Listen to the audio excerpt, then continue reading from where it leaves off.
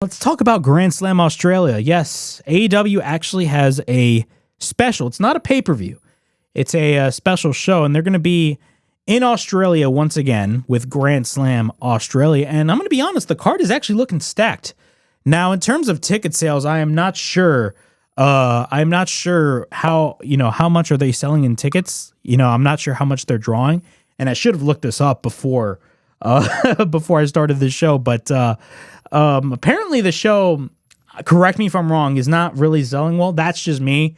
I may be totally wrong, and if I'm wrong, please in the comments down below say that I'm wrong. I don't want to assume anything, but I should have done that research before. That's my fault. But let's do a quick rundown of the card.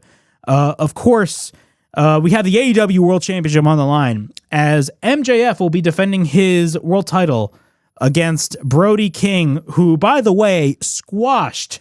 Yes, I'm going to use that term very loosely. Not very loosely, but I'm going to use that term a lot. Squashed MJF this past Wednesday on Dynamite. And I'm going to be honest, a lot of people were upset about that. It was like, oh my God, it's bad booking. But it's not like he, in a way, kind of lost clean, because Hangman Page, in a way, kind of distracted MJF in terms of, Brody King squashing MJF. But hey, man, Brody King getting the win over the AEW World Champion immediately granted him a title shot in that Eliminator match. I'm not a fan of Eliminator matches, but it is what it is. But he has a world title match now against MJF. Is he going to win the world championship? Hell no. MJF is going to hold on to that title for a long amount of time. But yeah, man, we got that world title match happening at Grand Slam Australia. We got the mixed tornado tag team match, and there's a big stipulation in this match. The loser of this match has to have their head shaved. That being the person who gets pinned has to get their head shaved. So it's going to be Tony Storm and Orange Cassidy taking on Wheeler Yuta and Marina Shafir of the Death Riders. Now, let's be honest, I don't think Tony Storm is going to get her head shaved. I don't think Orange Cassidy is going to get his head shaved. And hell, and look, I'm a big fan of Marina Shafir. A couple of years ago, I used to crap on Marina Shafir. Nowadays, ever since, her being a part of the Death Riders, and look, I'm going to say this about the Death Riders. The Death Riders, and I don't care what anybody says, I kind of have a love-hate relationship with the Death Riders, but the Death Riders have become one of my favorite stables in AEW. Sue me. I don't care what anybody says. I'm a big fan of the Death Riders. Marina Shafir has raised her stock tremendously, since being a part of the Death Riders. She has raised her stock tremendously, and I think she's going to be a great singles act on AEW when the time comes. But I'm going to be honest. Marina Shafir is not going to get her head shaved. The only person that I see getting their head shaved is Wheeler Yuta. What kind of hairstyle you have? And I have long hair, but what kind of hairstyle does Wheeler Yuta have? I mean, it's a very weird hairstyle, and I wouldn't recommend it upon anybody. But Wheeler Yuta is going to go bald in Australia. So my prediction, I do believe Orange Cassidy is going to pin Wheeler Yuta, and Wheeler Yuta is going to get his head shaved. All right, we got a match that has major implications. We got Andrade El Idolo, who, by the way, beat Kenny Omega this past Wednesday on Dynamite. He beat Kenny Omega. Will take on Hangman Adam Page, and the stipulation is the winner will receive an AEW World Championship match at Revolution. Now, everybody thought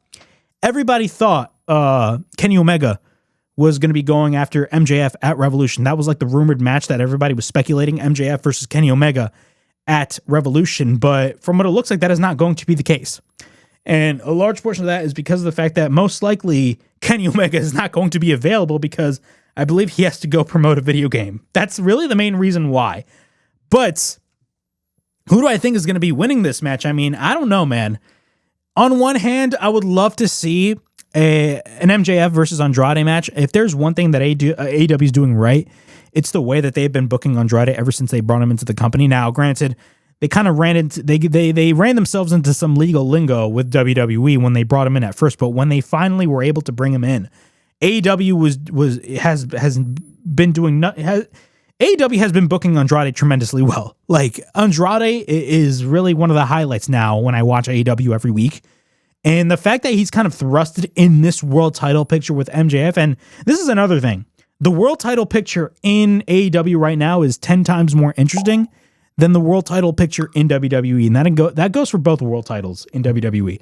I'm genuinely more interested in the world title picture in AEW than I am for WWE, you know, and that's great to see. But we got Hangman Page versus Andrade for the AEW, or the winner will receive a world title match at Revolution. And I actually believe Hangman Page is going to get the win.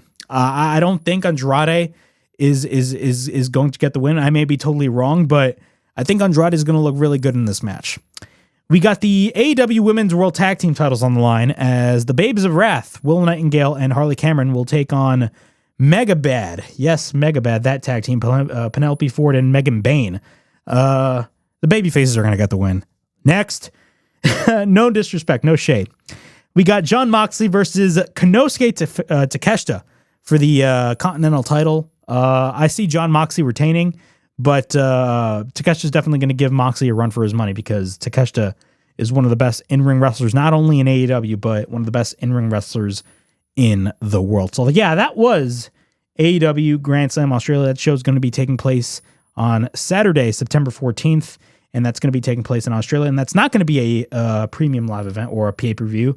That's going to be a special Collision show. Yes, it's going to be a Collision show. It's not going to be your normal AEW pay-per-view. So yeah, those are my thoughts on Grand Slam Australia.